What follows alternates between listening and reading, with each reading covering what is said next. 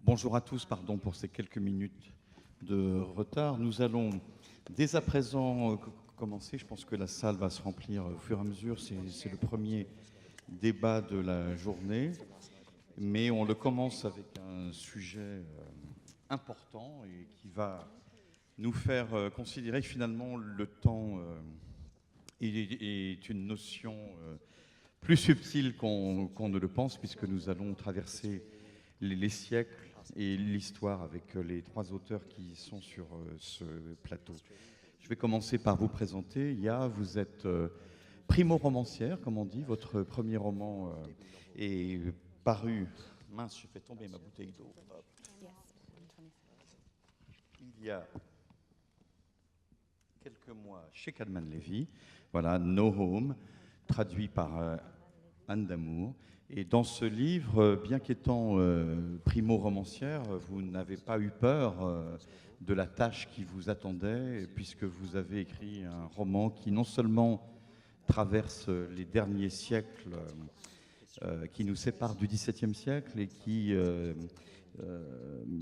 prend vie sur deux continents à la fois, l'Afrique et l'Amérique. On aura l'occasion de voir avec vous le défi que ça a représenté pour vous en tant qu'écrivain, voilà, d'embrasser finalement un sujet aussi vaste avec un spectre aussi étendu que celui-là. À vos côtés, Richard Powers. Richard Powers, l'histoire est relativement présente dans toute votre œuvre.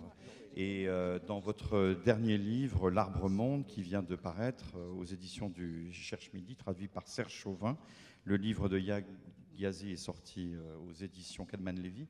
On va pouvoir voir voilà, que c'est quand même un fil rouge dans votre œuvre. Vous portez un regard toujours très transversal à travers énormément de disciplines, notamment de disciplines scientifiques, mais c'est vrai que le temps est tout de même un fil rouge à travers tout votre travail. Et d'ailleurs, dans ce dernier livre, vous parcourez aussi une histoire assez particulière. Elle commence avec la colonisation des États-Unis au XIXe siècle et elle vient jusqu'à aujourd'hui, après avoir traversé bien des époques. On aura l'occasion d'en parler avec vous. Et pour terminer, Guy van der Heeg. Guy van der Heeg, vous êtes l'un des écrivains canadiens contemporains les plus considérés dans votre pays. Votre œuvre est importante, elle a été récompensée par plusieurs prix. Et dans votre œuvre, si certains de vos livres sont des livres contemporains, vous avez, notamment à travers une trilogie, exploré l'histoire de votre pays, notamment au XIXe siècle, au moment où le Canada se construit, et également la relation, comme c'est le cas à travers les livres des deux écrivains qui sont présents sur ce plateau, avec l'espace, avec les hommes, notamment dans votre œuvre, la relation entre les colonisateurs et les peuples autochtones, les Indiens. Donc on va avoir l'occasion également d'explorer avec vous cette dimension. Et vous avez, vous, fait vos débuts comme historien, comme étudiant en histoire. Donc vous avez une relation tout à fait particulière. J'aimerais commencer peut-être par une question d'introduction à tous les trois. Pour un écrivain, et notamment par rapport aux livres qui viennent d'être publiés en France, quelle est votre relation à l'histoire, en tant que personne et en tant qu'auteur? Ya, si vous voulez commencer.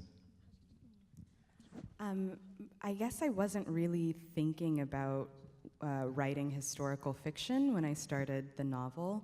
I began in 2009 with a research grant that I had received from Stanford, where I was completing my undergraduate degree. And the research grant was to travel to Ghana and conduct research for a novel. And at the time, I thought I was going to write something set in the present about a mother and her daughter.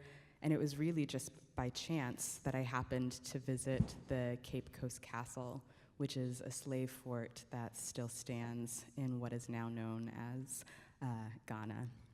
And while at the castle, I took the tour and was so struck by the sense of the full weight of this history of slavery, that I knew immediately that I wanted to write about it. Oui, en fait, c'était pas mon projet initial. Ça a commencé en 2009 avec une bourse qui m'a été donnée par l'université de Stanford, qui m'a permis de voyager et de visiter le Ghana. Et je me suis dit, tiens, je vais écrire un roman qui sera dans le présent. Ce sera le roman qui s'organisera autour d'une mère et d'une fille. Puis j'ai visité Cape Coast Castle. Et donc là, toute l'histoire de l'esclavage m'est revenue face à moi et de manière massive. Et donc je me suis dit, c'est ça qu'il faut que j'écrive. So I think being in a place that was so filled with an interesting story, an interesting history, made me recognize that I wanted to write something that kind of encapsulated more than just the present, that took its time, that spanned centuries. I wanted to kind of be able to write about the history of slavery in a way that allowed people to see the way that history had impacted it over the centuries. Et donc c'est quelque chose qui très, très rapidement a débordé l'époque contemporaine, évidemment, pour englober le passé, et notamment le passé de l'esclavage à travers les siècles.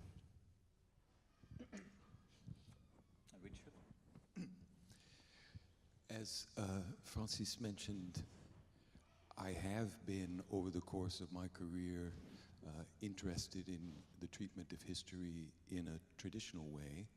My first novel dealt explicitly with the First World War, my second with the Second World War, my third with the Cold War. So it seemed almost as if I was working my way through all the principal crises and conflicts throughout the 20th century. Donc, comme Francis l'a dit, j'avais une approche qui était plus traditionnelle, plus historique à l'origine, un regard plutôt objectif. D'ailleurs, mon premier roman portait sur la Première Guerre mondiale, mon deuxième roman sur la Deuxième Guerre mondiale, mon troisième roman sur la guerre froide. Donc, à mes origines, c'est quasiment comme si je faisais une chronologie des crises qu'a connues l'humanité. So perhaps it wasn't completely coincidental that here in novel 12, at the end of a third of a century, myself, I'm beginning to become an historical artifact in my own right, that I should treat the Timber Wars, an event in the Pacific Northwest of the United States in the 1990s and the early 2000s. Donc à mon 12e roman, après 25 ans d'écriture, moi qui commence à appartenir à l'histoire moi-même, j'ai voulu écrire sur la guerre du bois, le Timber Wars, qui ont eu lieu dans le nord-ouest Pacifique des États-Unis dans les années 90 et 2000. But in taking trees seriously, and in treating this war between people, between humans and non-humans, I encountered additional difficulties with regard to the very question of time, and in particular the rate of time, the duration, and the scale in which we conceive of historical processes. Mais quand on commence à écrire sur les arbres et sur un conflit qui oppose les êtres humains à des êtres qui ne sont pas des humains, on commence à avoir une autre perspective sur le passage du temps et sur l'échelle de l'histoire. When you write a story that pits the time frame of humans and the time frame of trees, you end up with quite extreme differences. And I'll mention just one particular illustration of this challenge. There is an individual tree in the White Mountains of California. It belongs to the species bristlecone pine. This tree is several centuries older than the earliest pyramid of the Egyptians. In short, there is a living thing that was alive before we knew how to write, before the beginning of human history. That's the challenge of trying to tell a story that takes seriously both the time frames of humans and the time frame of non-human things. Donc on se trouve confronté au cadre temporel dans lequel existent les hommes et dans lesquels existent les arbres, et c'est une comparaison qui peut être assez difficile à faire. Pour exemple, pour montrer le défi que représentait ce roman pour moi, il existe un pin dans les montagnes blanches de Californie qui précède de plusieurs centaines d'années les pyramides en Égypte. Donc on se rend compte qu'il y a un être vivant, il y a une chose vivante sur cette terre qui précède même l'écriture de l'histoire des hommes, qui date de la préhistoire très littéralement. Donc on se trouve confronté à ces cadres temporels qui sont extrêmement différents. The way that I approached writing historical novels, because I had been a historian or I had studied history, was that I had to flip my mind and think of the historical novel as a different gaze directed towards the past than history itself. Mon approche au roman historique, basée sur le fait que je viens de l'histoire, je suis historien, j'ai étudié l'histoire, a nécessité que je change ma perspective et que je considère l'écriture d'un roman historique comme un autre regard porté sur les choses. Ultimately, all contemporary novels become historical novels. And in that way, I think of them as a stronger reflection of life as it was lived at that time than a historical novel that looks backward. I think that historical novels often introduce contemporary concerns into the past and search for the roots of our present experience. Je pense qu'au bout du compte, tous les romans sont des romans historiques. Et le roman historique apporte un reflet plus fort qu'un roman qui décide de se replacer en arrière dans sa façon d'infuser des sujets contemporains dans l'histoire. So I think every writer of a historical novel, whether they're conscious of it or not, turns a unique gaze on the past. If you think of Tolstoy's War and Peace, he had what I would say a peculiar idea of historical development that is worked out in the novel brilliantly and splendidly, and then he appended an essay to explain his own ideas about history at the end of the novel.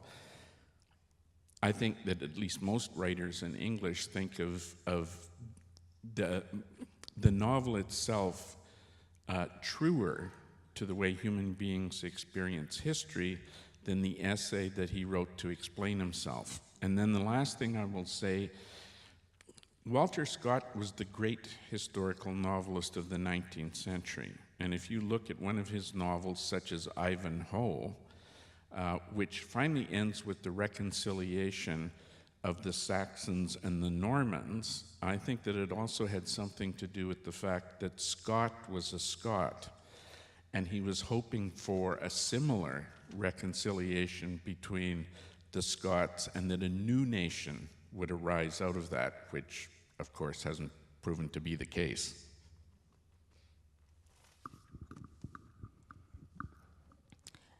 Je crois que les auteurs de romans historiques, qu'ils en soient conscients ou non, portent un regard vraiment unique et personnel sur l'histoire.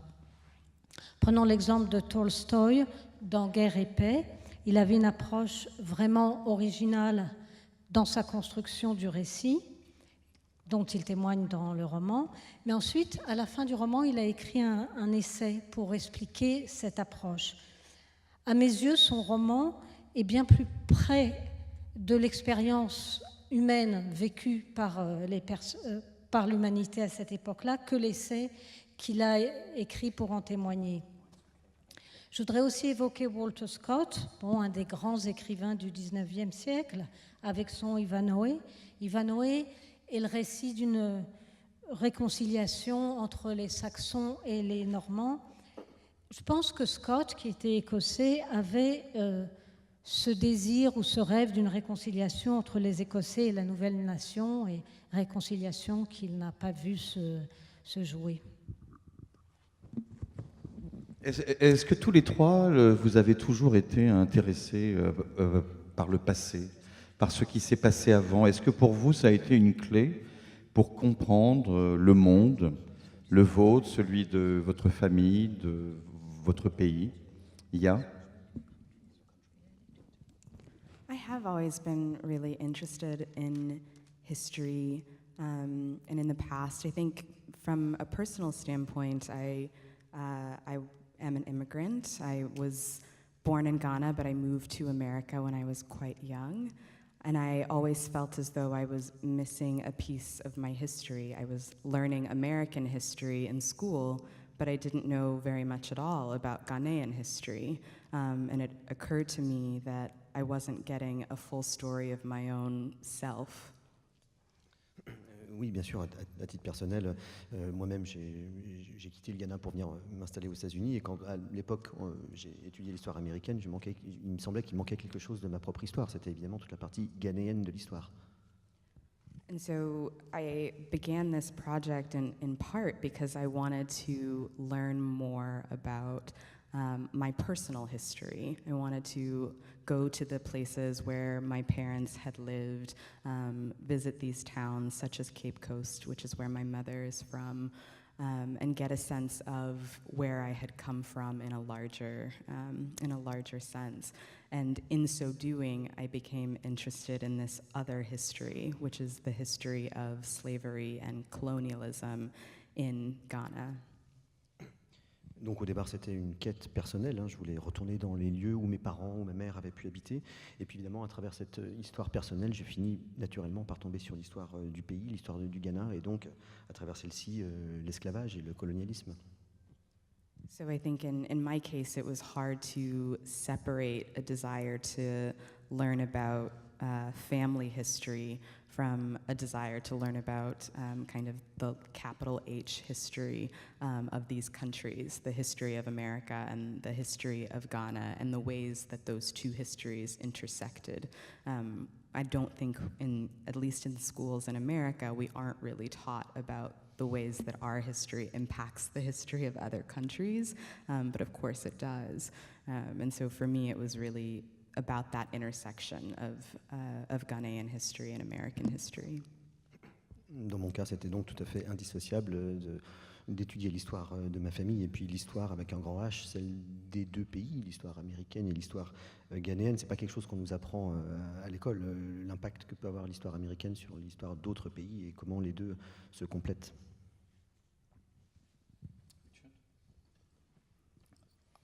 I think there is an inherent narrative, there is an inherent tension in narrative that is resolved by attempting to put an arc onto a series of perhaps unrelated things.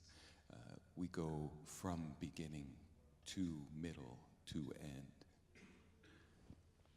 Je pense en tout cas qu'il y a une sorte de tension, une histoire à laquelle on peut trouver une sorte de résolution en cherchant à mettre les choses en adéquation, en les liant par un début, un milieu et une fin. And there's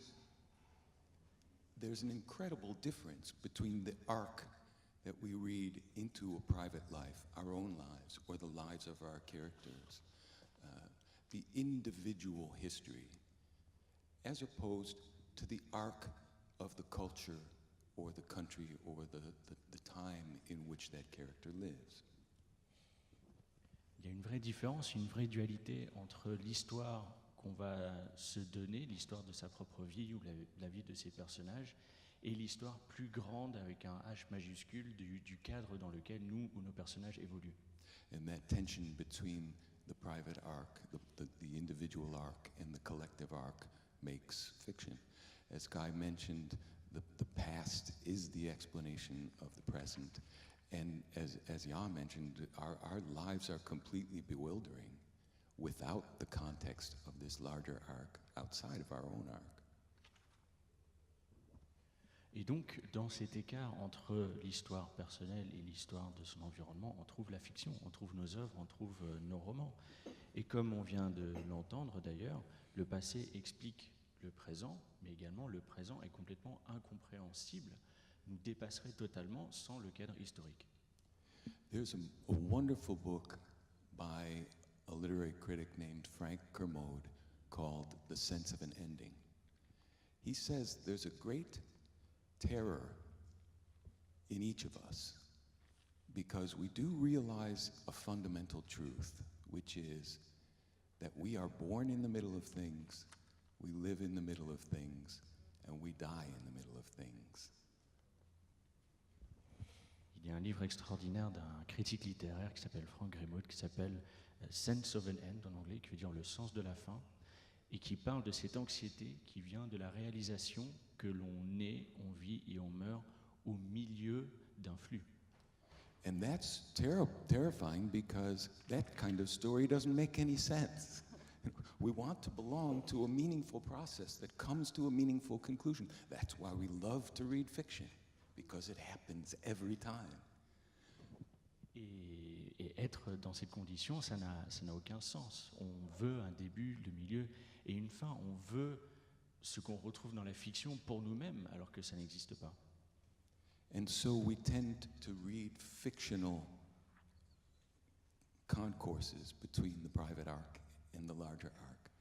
And we tend to try to shape both our lives and, and our understanding of the trajectories, the arcs of our culture, to create much more of that traditional Aristotelian closed sense of history converging on a meaning. In fact, Kermode says that's why we're so fascinated with millennial stories, stories that say, yes, history's been going on for a long time, but now we're really going to see where it's going.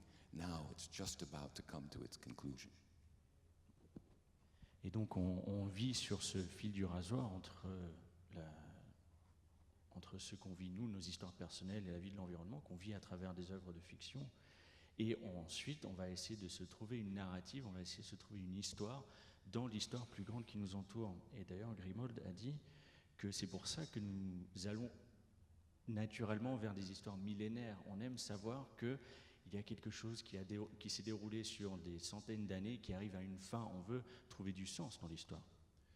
What I tried to do in this new book, L'Arbre Monde, is to add a third trajectory. What does it tell me personally as I try to understand and shape my own life into a meaningful trajectory? What does it tell me about my own culture and a rather unfortunate tendency to collapse both an understanding of the past and an understanding of the past into a very small window of the present? By juxtaposing those two arcs against this much longer arc of life unfolding, non-human, long-term progress of life constantly changing into other things and other solutions. Et donc dans mon livre, dans l'Arbre Monde, j'ai voulu intégrer une troisième trajectoire du temps qui était une trajectoire beaucoup plus personnelle et la manière dont notre perception du passé, à la fois personnel et de notre contexte, a tendance à s'effondrer, à se retrouver regroupé dans une compréhension au final assez étroite de notre condition actuelle. Ce qui m'a paru intéressant dans mon livre, c'était de juxtaposer notre compréhension relativement étroite de notre propre histoire avec quelque chose de bien plus grandiose, avec des êtres qui vivent sur des échelles complètement différentes des nôtres.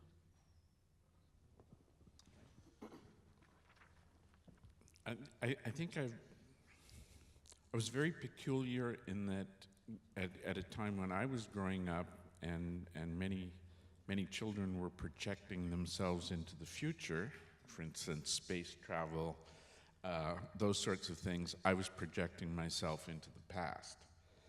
I don't know why that was. I mean, one of the American astronauts who had said, who had been actually a test pilot, regarded astronauts as spam in a can. And I had a feeling that the future was more spam in the can, so I wanted to go back. As Richard said, I mean, one of the things that has always interested me in attempting to deal with the past is representations of the past. So my first novel of a trilogy of books about the American-Canadian frontier in the 1870s involved the attempt by a megalomaniac film producer in 1923 to record a slaughter that occurred in Canada in 1873, and it was loaded with all of the kind of ideology that was embedded in, say, D.W. Griffith's The Klansman. So I was interested in how we represent the past, how we mythologize the past for our own uses. Je crois que quand j'étais gamin, j'étais assez particulier par rapport à mes petits camarades qui avaient tous envie de voyager dans l'avenir, dans l'espace. Moi, ce qui m'intéressait, c'était le passé. Pourquoi, je ne saurais pas vous dire, mais j'avais l'impression que les astronautes, c'était un peu comme du corned beef, quoi, dans ce récipient de métal.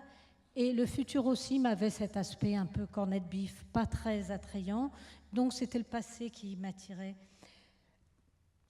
Comme le disait Richard, ce qui est intéressant, c'est comment nous représentons notre passé. Le premier roman dans ma trilogie qui s'attache à l'histoire du Canada porte plus particulièrement sur la frontière dans les années, ce qu'on appelle la frontière, la conquête de l'Ouest au Canada dans les années 1870, et met en scène un producteur mégalomane en 1923 qui veut recréer un massacre qui a eu lieu en 1873, et cela nourrit de l'idéologie qu'on voit déployée dans le film de Griffith, The Klansman. Et voilà, ce qui m'intéresse, c'est pourquoi et comment on regarde le passé. Et pourquoi on veut le doter d'une dimension mythologique. I'll just append something that, in speaking of Griffith's film, which is now regarded as virulently racist, virulently misrepresentation. I don't know if it's true or not, but Woodrow Wilson supposedly said that it was history written in lightning, meaning that it was history written in images. In this first novel, I tell a kind of history from what I would call a Native American perspective in terms of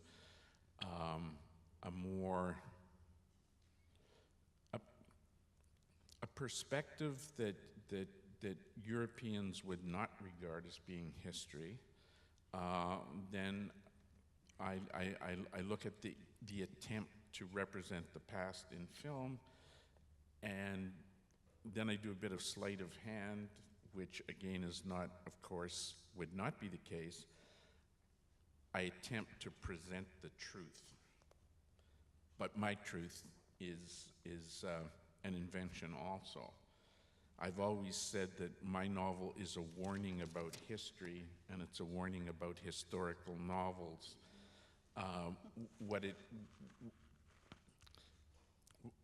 My argument about the past is that we have to be very careful in representing it, all the narratives. As Richard has said, we make meaning and sense out of narrative, but we also have to distrust narrative. If we don't distrust narrative, we can blindly commit ourselves to ideas that we ought not to commit ourselves to.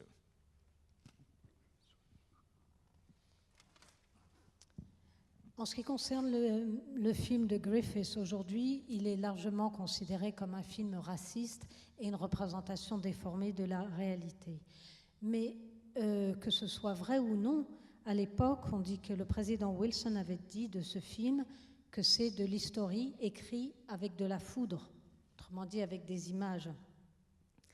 Mon premier roman essaye de se placer du point de vue des Premières Nations, des Américains autochtones, c'est-à-dire pas ce que les Européens considèrent comme l'histoire. Donc ça, c'est le premier élément de mon approche. Et puis, je me suis intéressée à la façon dont l'histoire était dépeinte dans les films. Et puis, j'ai tenté un tour de passe-passe qui aurait été de montrer la vérité, tout en sachant que ma vérité c'est une invention. Et en cela, j'essaye de mettre en garde, quand j'écris, de mettre en garde contre l'histoire et contre le roman historique. Nous devons être très vigilants dans nos récits. Comme l'a dit Richard, d'un côté, nous écrivons des récits qui ont du sens, mais de l'autre, nous devons toujours avoir cette vigilance qui serait presque une méfiance, sans quoi nous pouvons tomber dans diverses sauce-trappes idéologiques. Est-ce que vous aimeriez ajouter quelque chose à ce que viennent de dire Guy van der Hegg et Richard Powers? No. Ce que j'aimerais maintenant, j'aimerais vous rassurer, je ne crois pas qu'en France on fasse forcément usage de la mention roman historique. Je crois que c'est vraiment quelque chose d'assez nord-américain. Enfin, je crois qu'aucun lecteur français ne considérerait vos livres comme des romans historiques, même s'ils peuvent effectivement traiter de certaines périodes. Vous avez dit, dans un interview, le passé n'est jamais vraiment passé, nous ne sommes pas allés aussi loin que nous le pensions. The past is never really past, we haven't moved as far past this thing as you would like to think. C'est un peu vrai de chacun d'entre vous. Pour un écrivain, finalement, le passé, c'est aussi un outil. J'aimerais que vous nous disiez comment ça s'écrit, comment ça s'intègre à la fiction, parce que vous n'écrivez pas des livres d'histoire, vous écrivez des romans, vous recréez un monde à partir de connaissances. J'aimerais qu'on rentre un peu dans le détail à la fois de la façon dont l'écrivain se saisit de ce matériau-là et dont il l'utilise dans le domaine de son imaginaire. Richard Powers. I'm reminded of a great quote by Walter Benjamin, who was obsessed with history, and his essay, The Angel of History, is one of the real touchstones of 20th century thinking on the uses of the past. Ça me rappelle d'ailleurs l'œuvre de Walter Benjamin, son livre L'Ange de l'Histoire, The Angel of History, qui, je pense, représente vraiment l'œuvre, la clé de voûte de ce mode de pensée-là. The quote is, "To look at an object long enough is to invest it with the ability to look back at us." Et je cite évidemment en substance la citation, mais regarder un objet suffisamment longtemps, c'est lui doter de la capacité à nous regarder à notre tour. With that in mind, that's one of the reasons why it was never sufficient for me to simply write a well-behaved, straightforward historical fiction, which is always a little bit of a trick. I mean, we always have to try to pretend that we're not privy to certain information that we are privy to, and yet to shape the story in a way that has a bearing on the present. And the end result can sometimes end up being a little bit arch. Et donc pour moi, ça n'a jamais été suffisant d'écrire un roman historique droit dans ses bottes, tout à fait classique. Il y a toujours des mécanismes qu'on doit utiliser. On doit s'inventer ignorant de certains faits historiques que l'on sait, et on doit aussi essayer de trouver des liens avec le présent. Donc il y a toujours le grand écart à faire quand on écrit ce genre de roman. And one of the techniques that I use to break out of the constraints of the pretense of being able to have access to and meaningfully interpret the past by itself as an object, is to invest it with the ability to look back. That is to say, many of my books have multiple narrative frames where the past and the present are proceeding concurrently alongside each other. Et donc ma technique pour essayer de m'éloigner de ce que je sais sur l'histoire et l'interprétation qu'on a déjà faite de l'histoire, c'est justement de regarder l'histoire comme cet objet et de laisser l'histoire me regarder à mon tour. Donc, je laisse en quelque sorte le passé et le présent filer en parallèle. And that's one way, possibly, of guarding against Guy's very important warning that There is no such thing as direct access to facts without some kind of interpretive overlay, but we also have to perpetually try to interrogate or interpret the interpretation itself. Et donc c'est une technique qui permet de prévenir un peu contre ce que Guy nous a évoqué, c'est-à-dire l'histoire et l'interprétation qu'on en a fait. On n'a jamais accès à des faits objectivement vrais, il y a toujours une couche d'interprétation, et donc il faut toujours prendre soin de réévaluer et de réinterpréter l'interprétation qui a été faite des faits historiques. The hope's simply that if you have two frames that are emerging side by side, that they somehow look at each other, and that you understand the present in terms of the past, but you also begin to understand the past narrative as a project, as an artifact of someone in the future trying to make sense of it. Et donc l'objectif étant de parvenir à ces deux cadres parallèles qui au final se regardent, s'observent mutuellement. À la fois, oui, on interprète le présent au vu du passé, mais on finit par voir le passé également comme l'objet de l'interprétation qui en sera faite à l'avenir par quelqu'un d'autre à l'avenir. So just one final thought. Peter Brooks has a marvelous formulation about how we read. He says, we read in anticipation of retrospection. In a weird sense, the tenses in a novel as we experience them are backwards. When we're on page 20, we already know that page 300 is fixed. It's written already. But that means that page 20 isn't going to mean the same thing that it means to us now when we get to page 300. So there's a lovely way, a lovely inversion that fiction treats the relationships of the tenses. In our lives, the future is open and the past is fixed. In our reading, the future is fixed and the past is open for perpetual reinterpretation. Ça me rappelle Peter Brooks qui parlait de la lecture, qui disait que lorsqu'on lit, on est toujours dans l'anticipation de la rétrospective.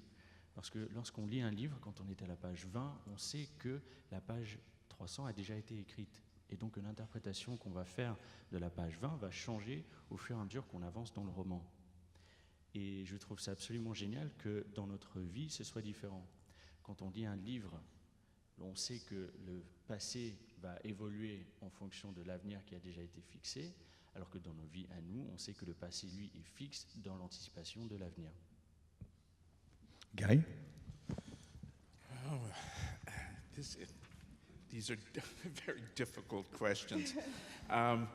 One of the things that it actually took me a long time to work out in attempting to write historical fiction, and I share some of your reservations about the term itself, is making the decision that the noun was more important than the adjective, that your first duty was to write a compelling novel.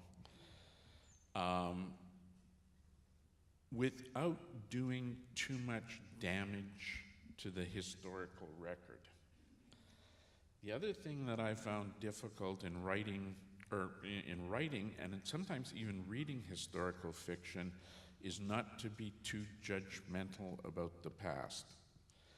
Because I think one of the important features of historical fiction is to point out that the people experiencing any event in the past were no more capable of predicting the future than we are.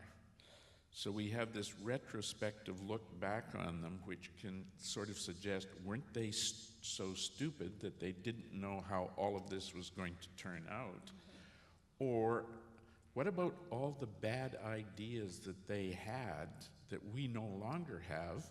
And 100 years from now, the people living then will be saying the same things of us. Ah, ces questions sont vraiment difficiles.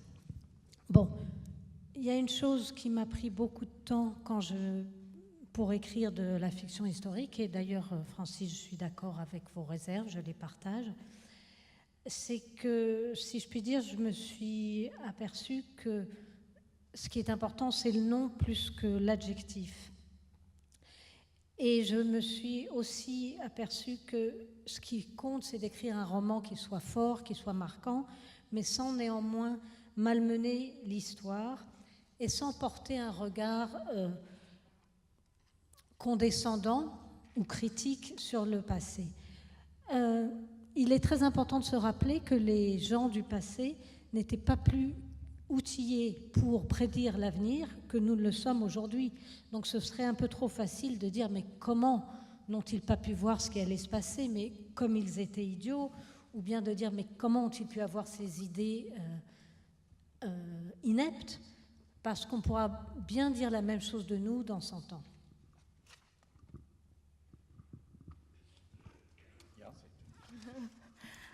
I love both Guy and Richard's responses to this question. I guess for me, one of the most difficult things at the start of the book was kind of reckoning, and it's my first book too, so I think I was thinking about it for the first time, but I was trying to reckon with this fact that I was never going to be able to get it completely right.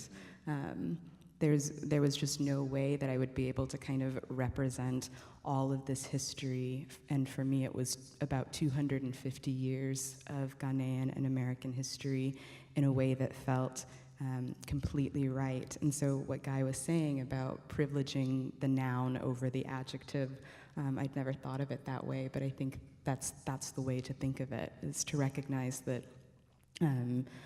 that what you are attempting to do is to tell a truth while understanding that you can never tell the complete truth. And the story itself has to be the most important thing if you're writing a novel. The fiction is, for me, the fiction is as important as the history, but the fiction can never completely encapsulate the history. And that's, I think, this kind of existential problem with a historical novel. Oui, je suis tout à fait d'accord avec ce qui a été dit par Guy. Moi, j'ai eu la même difficulté, évidemment, puisque moi, mon sujet, c'était 250 ans d'histoire, donc j'avais pleinement conscience que je n'allais pas pouvoir être dans le vrai tout le temps, mais il faut faire des choix. Je suis d'accord que le nom l'emporte sur l'adjectif. Il y a toujours il faut avoir en tête le fait qu'on ne peut pas raconter la vérité telle qu'elle est. La fiction ne peut pas inclure l'histoire. Voilà. Il y a ce dilemme existentiel. And what Richard said earlier about how we are always in the middle, we're never getting to see the next portion, and how that affects us, knowing that we are in the middle, I think was another question that was raised in my novel, which moves generationally. So each chapter, we're another 20, 30 years into this timeline. And so I was aware, even from the beginning, that even though my ending would seem like an ending, I wanted to make sure that the reader understood that this history continues. And so that adds this element of I guess, you feel like you're kind of suspended. And I wanted the book to be a way of looking at time so that time felt almost as though it was a character in and of itself. Et ce que dit Richard est tout à fait juste, l'idée d'être pris dans un flux, c'est tout à fait mon projet, c'est tout à fait mon roman. Chaque chapitre, en fait, fait avancer la chronologie de 20 ou 30 ans. Forcément, il y a une fin, mais j'aimerais que mes lecteurs aient bien en tête que l'histoire, évidemment, se poursuit au-delà de ça. Et que donc, l'histoire elle-même devient un personnage de mon livre. Because I do think that every historical novel, regardless of when it takes place, is about the present, ultimately. It is a way of looking at the present. And that sense of the presence is what makes the writing so interesting, and I think it's what makes reading historical fiction so interesting. Le roman historique, au final, ne parle que du présent, enfin parle essentiellement du présent, et c'est bien ça qui le rend intéressant à écrire et aussi à lire. Alors l'histoire est un matériau extrêmement sensible. L'histoire, on la falsifie, on la déforme. Nous sommes à une époque où finalement l'histoire devient une notion de plus en plus incertaine, parce que je dirais, beaucoup de dirigeants politiques la manipulent, la détournent, l'utilisent. Quelle est la responsabilité de l'écrivain, justement, quand il s'empare de ce matériau-là? Ça veut dire quoi pour vous? Ça veut dire d'abord un énorme travail de recherche, de documentation. Ça veut dire aussi une certaine rigueur intellectuelle. Comment est-ce que on navigue ça? Comment ça se passe à la fois sur la page et dans votre esprit? Richard. Oh my goodness, deeper and deeper. Parce que vous n'y êtes pas les mains mortes, si je peux me permettre. Hein. Dans toute votre œuvre monumentale et impressionnante, l'histoire est extrêmement présente. L'histoire, la science, je dirais les deux grands moteurs de l'esprit humain. That's true, but I'm fascinated. In your question, I think it cuts to this heart of this relationship between two different quantities, namely accuracy and truth. And when Guy and Jan mentioned the primacy of the noun, I think that another way of saying that is to go into the historical record, into the archive, and say, this did happen. There's no disputing that. There's no interpreting. I'm just going to say, this did happen. From this port, from this citadel, X number of people a day were shipped in these container ships to another country. Donc je pense que votre question, là il faut dire qu'on creuse un peu, mais je pense que votre question portait sur la relation qui existe entre la précision historique et la vérité. On parlait tout à l'heure du fait que le nom l'emporte sur l'adjectif lorsqu'on écrit, et je pense qu'à un moment il faut dire qu'on va regarder l'histoire et affirmer oui, cet événement a eu lieu. Dans certains contextes, des personnes ont été mises dans des boîtes, on les a emmenées au port et on les a envoyées vers un autre continent. Oui, ça a eu lieu, on ne peut pas le nier. But for the maker, it presents a challenge because we have to take those data and shape them into a story that can be apprehended. And so we begin to say, well, you know, I've read 3 different stories about 3 different people, and I'll take a little bit from each and I'll put them together into a new thing. It's not exactly accurate, but it is, I hope, true. Et donc, quand on est auteur, le défi, c'est de prendre ces données qui existent et arriver à en faire une histoire qu'on arrive à lire, qu'on arrive à suivre. Donc, on va aller prendre 3 histoires de 3 personnes différentes. On va chercher ce qui nous a le plus intéressé dans chaque histoire pour, au final, atterrir sur quelque chose, un distillat qui n'est peut-être pas précis, mais qui est vrai, je l'espère. But of course, once we give ourselves that license, we go into a dangerous place. I mean, there's a slippery slope there. Okay, I'm slightly exaggerating, or okay, I've sped things up a little bit, or I've simplified them. It's difficult to know. It's difficult to know when your distortions of the actual archive, the actual record, have started to enter into the realm of a questionable interpretation. What can I say? I mean, we have to apply the same standards to ourselves as we would want from anyone who's representing themselves to us, right? We simply never know when we've gone in our distortion of the accurate toward truth or away from it. And maybe a certain degree of self-forgiveness, maybe remembering that the present will always be reinterpreted, judged harshly or mercifully from another vantage point farther down the road, another middle point that will itself be judged in time. Maybe that allows us to be relaxed enough to keep working and not get completely stopped by this unsolvable tension between telling it like it was, but telling it in a way that's also meaningful. Mais évidemment, une fois qu'on s'est donné cette liberté, on arrive sur une pente qui est extrêmement glissante. On arrive à dire, oui, j'ai peut-être exagéré tel moment de l'histoire, j'ai peut-être fait une ellipse. Et ensuite, on se pose la question de savoir si les distorsions que nous avons mises en place étaient abusives ou non. Est-ce que nous sommes allés trop loin vers une interprétation douteuse de l'histoire ou non? Je pense que nous devons appliquer les mêmes normes à nous-mêmes que ceux dont on attendrait les autres. Quand les autres nous parlent, on s'attend à un certain niveau d'honnêteté intellectuelle et on doit appliquer les mêmes normes à nous-mêmes. Mais on doit également arriver à se pardonner en tant qu'auteur aussi. Ne pas oublier que ce que nous écrivons sera réinterprété dans un moment futur qui sera lui-même amené à être réinterprété et jugé de la même manière. Donc j'espère qu'en s'appliquant ce pardon de la subjectivité, on arrivera à surmonter ce blocage dû à la tension entre la vérité et une histoire qui est agréable à raconter. Et juste avant de passer la parole à Aya, parce qu'il y a un élément de ma question que vous avez laissé de côté, j'aimerais savoir, votre dernier livre, c'est tout de même un livre qui embrasse plus d'un siècle d'histoire américaine, des femmes, des hommes, des armes.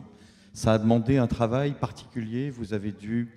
Je sais que vous avez déménagé pour écrire ce livre d'une certaine façon, ce qui est quand même un acte d'engagement assez incroyable. Vous êtes allé vivre au cœur des Appalaches. Mais comment vous avez traité ce matériau historique? C'est un gros travail de recherche. Comment la fabrication du livre s'est-elle faite? Et c'est une question qui sera bien entendu aussi celle de nos autres invités. In particular, this book added an extra level of challenge to the question of research. Let me start by saying I simply love it. I would rather research than write. and you can never read enough. And there's no ending to it. And at some point, you have to overcome this sense, just one more, please, just one more primary source, and then I'll start working. At some point, you simply have to start working, even in ignorance, to start shaping, or otherwise, you won't know where to take the research next, right? So there's this delicate dance between never knowing enough and yet having to plow forward in darkness in order to figure out where you're going. Je dois avouer que oui, mon dernier roman a été un niveau de difficulté supplémentaire par rapport à mes écrits précédents, mais c'est ce que j'aime le plus au final dans mon travail. Ce que j'aime le plus, c'est faire mes recherches, c'est faire de la documentation. Si je ne pouvais faire que ça et ne jamais arriver à la phase d'écriture, je serais d'autant plus heureux. Mais il y a bien un moment où il faut s'y mettre, il faut se dire, bon, là j'arrête, là c'est la dernière source que je vais rechercher, et ensuite je passe au stade de l'écriture. Et il faut passer au niveau de ce travail d'écriture, même dans l'ignorance, même en étant conscient de son ignorance. Il y a un équilibre à trouver entre faire des recherches documentaires, rechercher ses sources et aussi aller tâtonner dans le noir en étant conscient de son ignorance lorsqu'on écrit. And then, of course, there's the great task of making all the research go away and making it seem as the book emerged organically with no particular great controlling, knowledgeable font that's producing it. Et ensuite, il y a l'étape où on doit faire disparaître toute cette recherche et donner l'impression que l'histoire nous est tombée du ciel sans aucune recherche documentaire, sans aucun travail. I had to proceed on two fronts, research into natural history and research into cultural history. And I read 120 books about trees, right? In addition to the cultural history reading that I wanted to do to get the facts right about this showdown between people and forces that were trying to take the last 2% of ancient forest in North America. Et donc, pour préparer mon livre, j'ai dû avancer sur deux fronts à la fois. Il y avait à la fois l'histoire culturelle qui nécessitait des recherches, mais également la science naturelle. J'ai lu 120 livres sur l'histoire naturelle pour préparer mon œuvre. Et évidemment, en plus, il y avait tout ce que j'ai lu sur l'histoire culturelle pour préparer cette histoire d'un affrontement entre des hommes et des femmes qui voulaient protéger les 2% de forêts naturelles qui existent encore aux États-Unis contre des forces destructrices. And I'm speaking too long, but I'll just say that forced my hand on this book. I wanted another year, I wanted another 2 years. But with the election of a president who, in 20 months, it has reversed 60 years of environmental protection, I figured I had to stop researching and simply get my story out there while the urgent moment asked for it. Mais pour mon roman, j'ai été un peu forcé, ma main a été forcée parce qu'on a élu un président qui, en l'espace de 20 mois seulement, a su défaire quand même 60 ans de législation en matière de protection environnementale. J'aurais aimé prendre 1 ou 2 ans de plus pour rechercher mon livre, mais il y a bien un moment, j'ai senti que le moment était opportun pour raconter l'histoire que j'avais à raconter. Ya. So, going back to the earlier part of the question, there's a character in my novel named Yao who is a history teacher, and he says to his students, history is storytelling.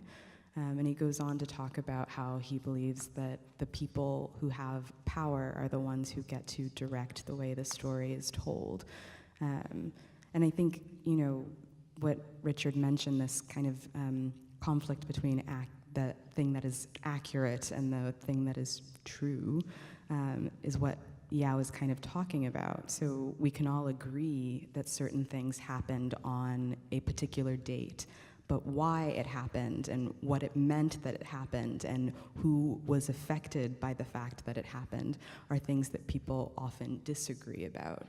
And so in telling a story about slavery, particularly the beginnings of slavery, or slavery as it happened in Ghana for Ghanaians, or for Gold Coast people, what I kept coming up against in my research is that there was such a lack of the voices of the Gold Coast people themselves. I kept finding account after account of this history, but from the perspective of European colonizers. And so my task was, in some sense, to try to imagine myself into the stories, into the lives of the people who would have been living in the dungeons, who didn't have access to the ability to tell their own stories. The wives of these British soldiers in the castles, many of whom were Gold Coast women themselves, who wouldn't have been able to tell their stories. Il y a un personnage dans mon livre qui est prof d'histoire et qui dit à ses élèves l'histoire, en fait, c'est raconter l'histoire. Et ceux qui ont le pouvoir, c'est ceux qui, évidemment, contrôlent cette histoire. Le conflit dont il a été question tout à l'heure entre la précision historique et la vérité historique, en fait, tout est là. On est tous d'accord sur les faits. Telle chose s'est passée à tel moment, d'accord. Mais pourquoi et quel impact ça a eu sur les gens autour d'eux? Voilà la question. Et dans le cas qui m'intéresse, c'est-à-dire le cas de l'esclavage et les débuts de l'esclavage sur la côte ghanéenne, la côte d'Or à l'époque, mais évidemment, il n'y avait pas de témoignages des gens eux-mêmes. Il n'y avait pas des témoignages de gens qui avaient souffert dans l'esclavage. Tout ce que j'arrivais à voir, c'était des voix européennes qui parlaient de la colonisation. Donc moi, mon travail, c'était de me projeter dans la vie de ces gens, sur la côte d'Or, les gens du coin et même des femmes, des gouverneurs anglais, autant de gens qui n'avaient pas la possibilité de dire leur propre histoire. And while I really enjoyed researching the novel, I did keep coming up against the fact that I couldn't find the things that I wanted to find. I couldn't find the thing that said whatever would allow me to write this chapter the way I thought it should go in my head. So for example, one of the chapters is about the son of a British soldier and his Fanti wife, his Gold Coast wife. And I had read, just as a kind of aside in a research text called The Door of No Return, that many of the children of these unions between British soldiers and Ghanaian women were sent to England for school, And then they came back to Ghana and started to form Ghana's middle and upper classes. And so what I really wanted was to find out about the lives of one of these children when they were in the UK. I thought it would be nice to have this third point of the triangular slave trade, and yet I couldn't find anything about them. I couldn't find out what their days looked like, where they went to school, what it felt like to be them. And so, you know, I felt like I was always trying to kind of see around a problem of the lack of representation. Oui, sur la question des recherches documentaires, en fait, je me suis rapidement rendu compte que je ne trouvais jamais ce qu'il me fallait à un moment particulier pour écrire un chapitre en particulier. Par exemple, dans un de mes chapitres, il y a un soldat britannique qui épouse une femme du coin. Et j'avais lu dans un livre qui s'appelle La porte de non-retour que les enfants qui naissaient de ces unions-là, en général, étaient expédiés en Angleterre pour y recevoir une éducation britannique et ensuite revenaient au Ghana pour y former la classe moyenne. Et je me suis dit, bah, tiens, ce serait très bien, je pourrais intégrer le Royaume-Uni dans ce qui serait le triangle, les États-Unis, le Ghana et le Royaume-Uni, mais j'ai rien trouvé sur la question. J'ai rien trouvé sur comment vivaient ces enfants, ce qu'ils faisaient à l'école, ce qu'ils faisaient de leur journée. Et donc, vraiment, j'avais un manque de matériel. And I was kind of lucky that the structure of the novel directed my research in such a way that kept me from researching for, 10 plus years. I knew that I wanted to write this generational book, and so I needed to allow myself to research each time period as I moved through the lineage. And so my process was just to, I made a family tree that looks like the one that's at the front of the book now, but mine also had the dates and the places and that kind of thing. And then I would begin each chapter by researching the time period, and then I would write the chapter. And I think doing it that way, rather than doing all of the research and then all of the writing, allowed me to remember that I had to write eventually. En fait, j'ai de la chance parce que finalement, la manière dont mon roman est organisé m'a permis de fragmenter et de limiter mes recherches, puisque c'est un livre sur les générations et que chaque chapitre s'ancre dans une période historique particulière. En fait, c'était finalement assez simple comme méthode de travail, plutôt que de faire toutes mes recherches et ensuite de passer à l'écriture du livre tout entier. Chaque recherche a nourri l'écriture d'un chapitre en particulier qui s'ancre dans un an, dans une période particulière, avec des dates et des lieux clairement identifiés.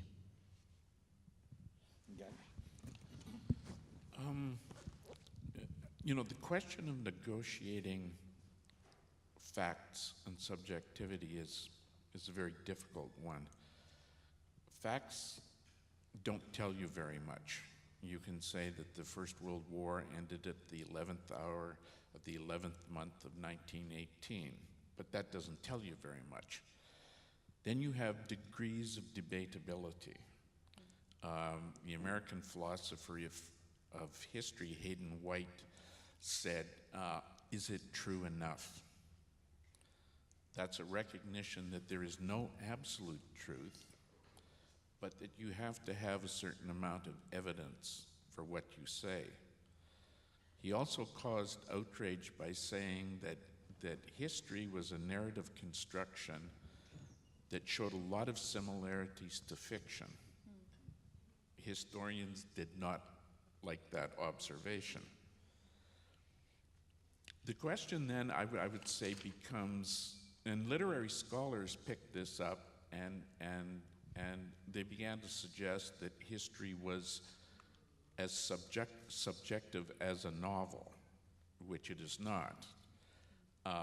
One could say, if all narratives about history are subjective, how do you dispute Mein Kampf? So maybe I should. It's a large bite. Who said that about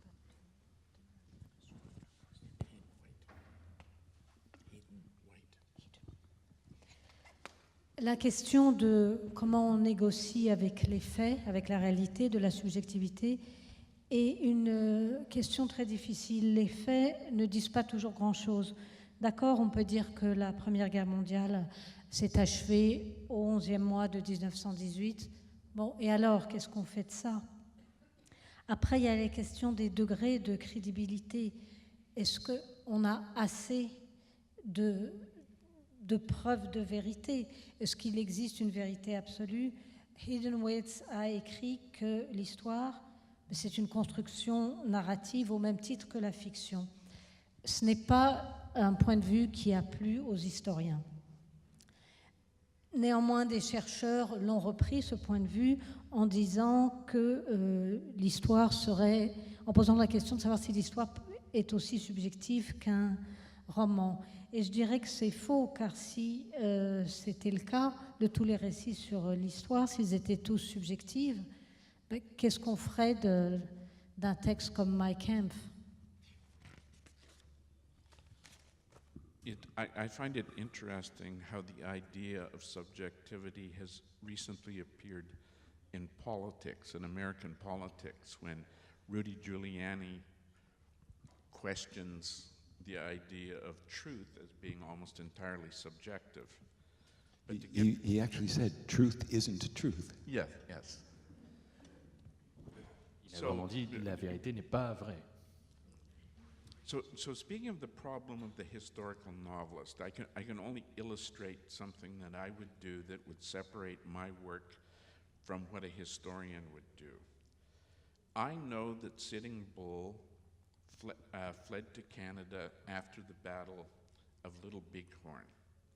I know that he had a tense relationship with the leader of the Northwest Mounted Police in Canada, but he also had a friendship.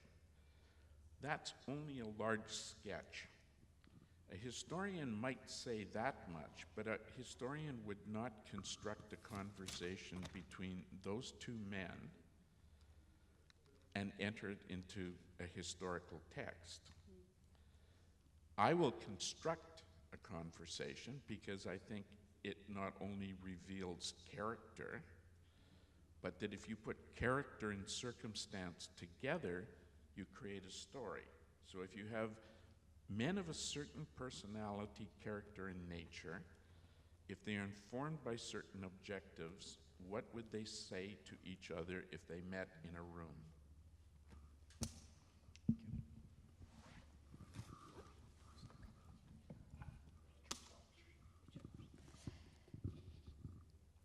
Il est intéressant de voir que cette notion de la subjectivité a fait son apparition récemment dans la politique aux États-Unis. Rudy Giuliani a dit que la vérité était quelque chose de subjectif. Et là, Richard intervient pour le citer. Il a dit, je crois, la vérité n'est pas la vérité. Mon travail n'est pas un travail d'historien. Je connais certains faits. Je sais que Sitting Bull a fui au Canada après la bataille de Little Bighorn, et je sais qu'il avait des relations tendues avec le Major Walsh au Canada, relations tendues aussi accompagnées d'une amitié.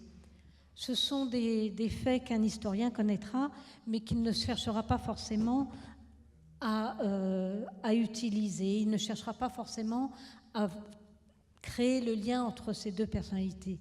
Et moi, oui, parce que je sais que lorsqu'on rapproche certains personnages dans certaines circonstances, on permet à une histoire d'émerger, en se posant la question de ce qui serait dit entre ces deux hommes s'ils se rencontraient.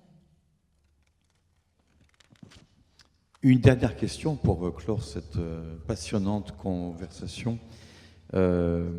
Vous avez tous écrit des livres qui ont une certaine dimension politique et philosophique, qu'il s'agisse de vos deux héroïnes. Il y a entre l'Afrique et l'Amérique qui vont chacune vivre des vies très différentes, l'une de liberté dans un premier temps avec ses descendants et puis les drames et les affres du colonialisme, l'autre qui va connaître et ses descendants, l'esclavage, la ségrégation, la lutte pour les droits civiques.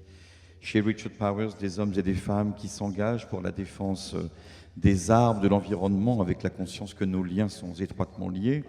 Chez Guy van der Heeg, l'affrontement entre deux mondes et un nouveau regard sur la réalité de la rencontre entre les colons et les peuples autochtones en Amérique du Nord.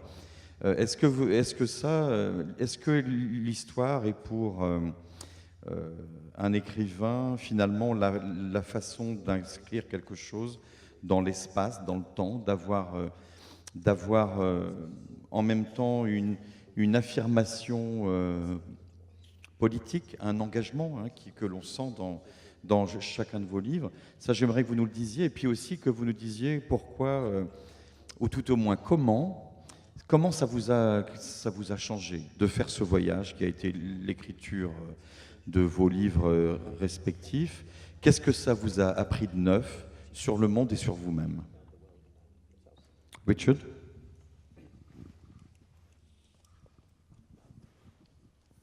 Let me start with the last part of the question. How did this process change me? What did I learn?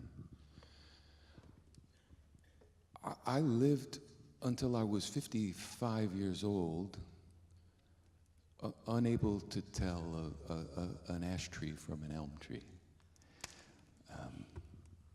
That is, I lived with the standard assumption that almost all of us live, and a form of colonization in a way that said that meaning was personal. I mean, this is the common entity of all our forms of individualist, humanist, capitalist, commodity culture. Somehow that there's nothing out there that we're accountable to. We just have to take care of and manufacture meaning for our own lives.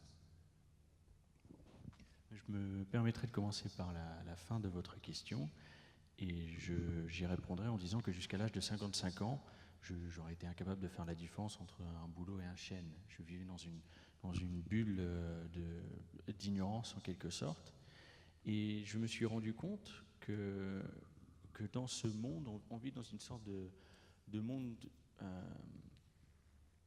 colonialisé, au sens où si la vérité est tellement personnelle, le dénominateur commun de notre monde moderne, matérialiste, c'est qu'au final, on est responsable devant rien, et que c'est à chacun de se trouver sa propre vérité et sa propre responsabilité et moralité.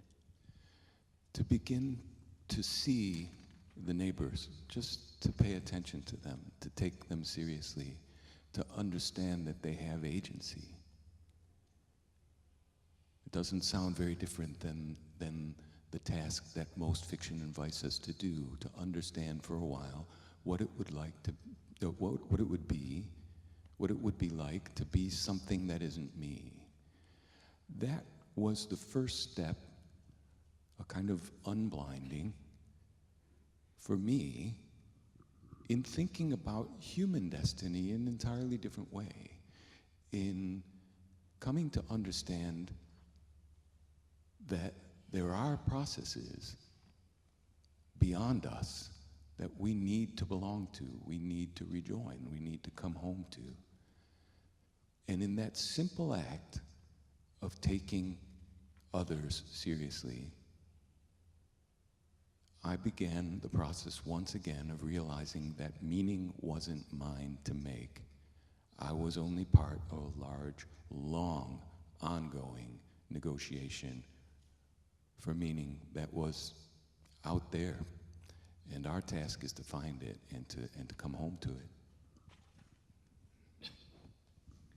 Rien que ce fait de commencer à regarder ses voisins et de voir qu'ils sont responsables, que ce sont des personnes à part entière, eh bien, ça ressemble un peu à la tâche qui incombe à un auteur de fiction, de se projeter dans la peau de ces personnages et de comprendre comment ces personnages agissent et de leur donner un certain respect quelque part. Donc ce processus-là représentait une première étape pour moi, un premier niveau de vision, de liberté, qui m'a permis de mieux comprendre l'humanité. J'ai également compris que nous appartenons tous à un processus qui est plus grand que nous. Cette première étape de vision, d'empathie m'a permis de m'en rendre compte et aussi de voir que qu'on appartient à quelque chose de plus grand que nous et que la recherche de sens n'est absolument pas personnelle, que nous appartenons, nous trouvons à un moment sur une ligne, sur une quête de recherche de sens qui est bien plus grande que nous, et c'est à nous de rentrer à la maison, pour reprendre les mots de l'auteur, de retrouver un sentiment d'appartenance dans un mouvement qu'on ne voyait pas forcément avant et qui est plus grand que nous. So just one last quick plea for the preservation of the archive. If there were no citadel to stand on, your knowledge wouldn't have moved from the intellectual to the visceral, right? You would never have had that moment of, oh my God, this is real. If those last 2% of old growth disappear, those ecosystems don't come back. That's the historical archive, right?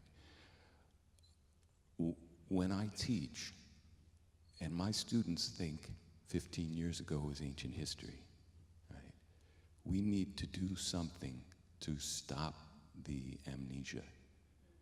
If we lose the archives, we lose everything.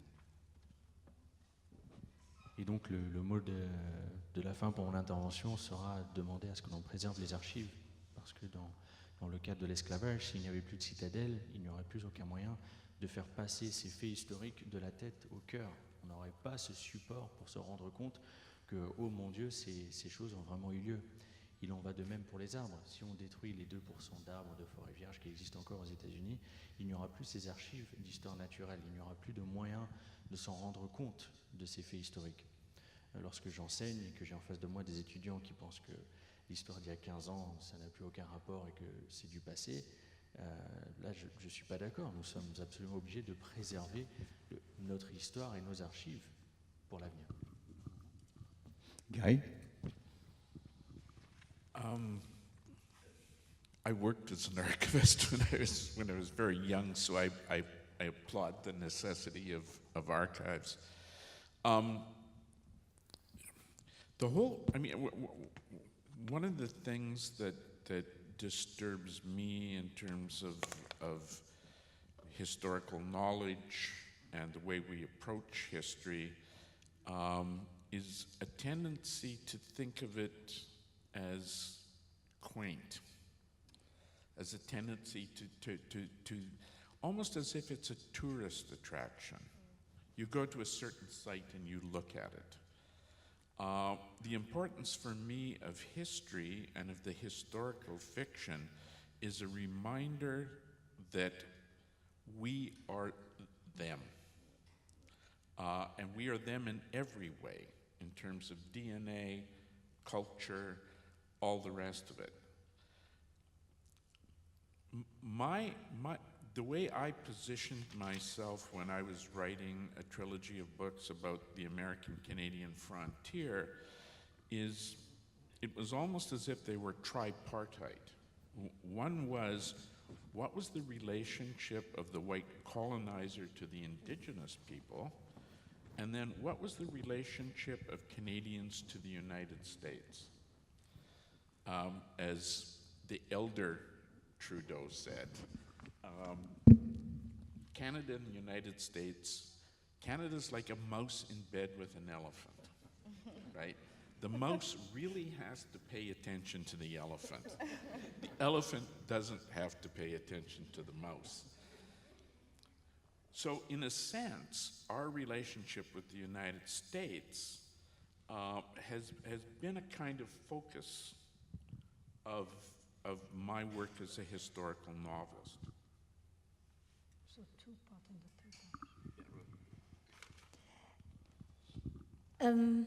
J'ai travaillé comme archiviste quand j'étais jeune, donc je mesure bien l'importance des archives. Ce qui me dérange dans l'approche de l'histoire, c'est quand on la considère comme quelque chose de pittoresque, comme si l'histoire était une attraction touristique, un endroit qu'on irait visiter, et cette façon d'y regarder, de la regarder comme ça, comme une source de divertissement. Tandis qu'à mes yeux, ce qui est important dans l'histoire et dans la fiction historique, c'est qu'elle nous rappelle que eux, ces gens-là, c'est nous, aussi bien dans leur ADN, dans leur culture que dans tout le reste. Ma position, quand j'ai écrit cette trilogie de romans sur la la frontière, le mouvement de la frontière au Canada, elle avait plusieurs embranchements. Tout d'abord, ça s'attachait au rapport entre le colon blanc et les membres des Premières Nations d'Amérique du Nord. Ensuite, le rapport entre les Canadiens et les États-Uniens. Comme l'a dit Trudeau l'aîné, le père, Canada et les États-Unis, c'est un petit peu comme une souris qui coucherait avec un éléphant. La souris a intérêt à faire vraiment attention. Pour l'éléphant, la prudence est moins de mise. Donc voilà, notre relation avec les États-Unis est une des choses que j'ai travaillées.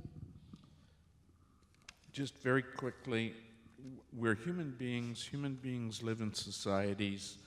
It's important to understand the workings of society. It's important to understand the workings of politics, history, diplomacy. Alessandro Manzoni, who wrote probably the great 19th century Italian novel,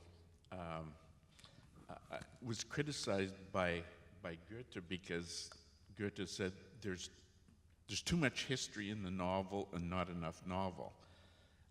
So he embarked on almost a life work of writing a justification for the historical novel, and he ultimately threw up his hands and said it couldn't be done. But what he said was that history deals with big events.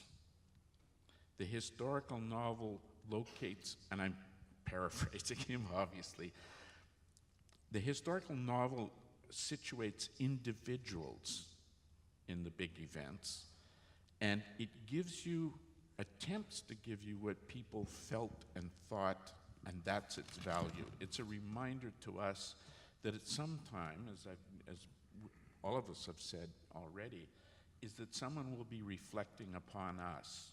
And the question becomes, will we come off better or worse? I think the thing is that if you have an idea of history, you attempt to position yourself in it and do your best that you can in the moment to not damage the world any more than it already has been.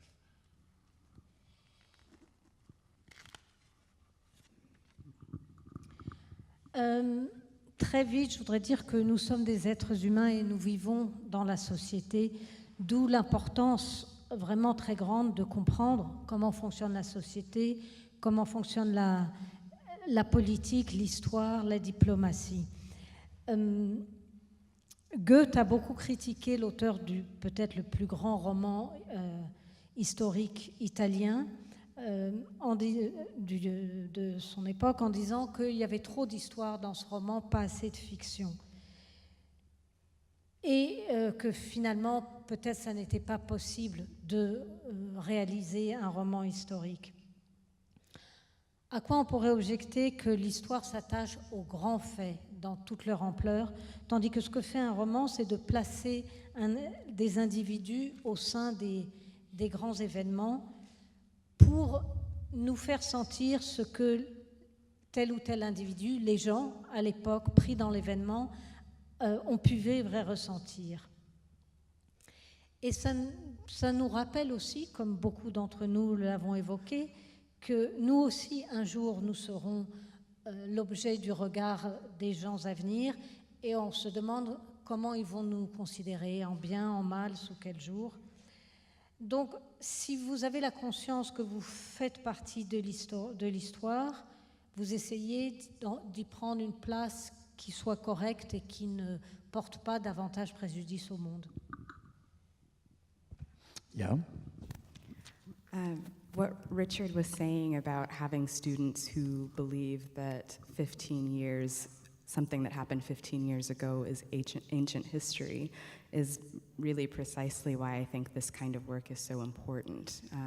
Even 100 years is but a breath in terms of the march of time or the history of this world.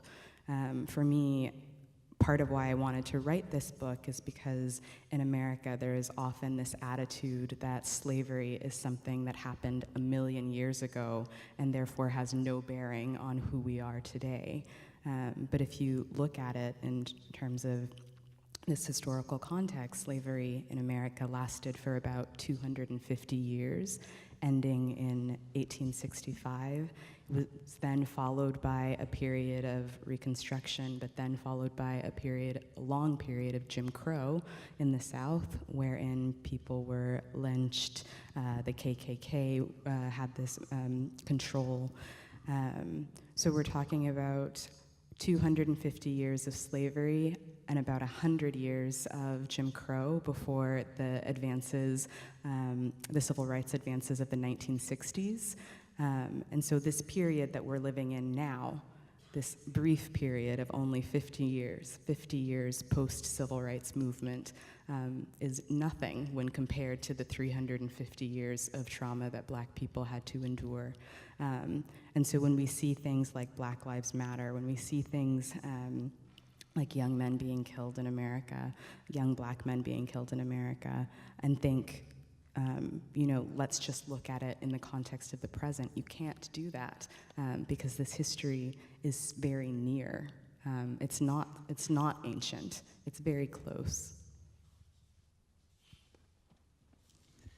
Oui, ce qu'a dit Richard tout à l'heure sur le fait que ses élèves trouvaient que 15 ans, c'était l'histoire ancienne, évidemment, c'est tout à fait inepte. Et moi, j'ai voulu écrire ça parce que 15 ans, 100 ans, c'est pas grand-chose, en fait, dans le cours de l'histoire. La question de l'esclavage, par exemple, aujourd'hui, beaucoup de gens font comme si l'esclavage c'était passé il y a 1 million d'années. En réalité, ça a couvert à peu près 250 ans, jusqu'en 1865 et l'abolition de l'esclavage. Sauf que l'abolition de l'esclavage a été suivie de 1 siècle de Jim Crow, du régime ségrégationniste dans le Sud, qui a permis les lynchages, qui a permis le Ku Klux Klan. Et donc, finalement, c'est en fait 250 ans d'esclavage plus 100 ans de ségrégation.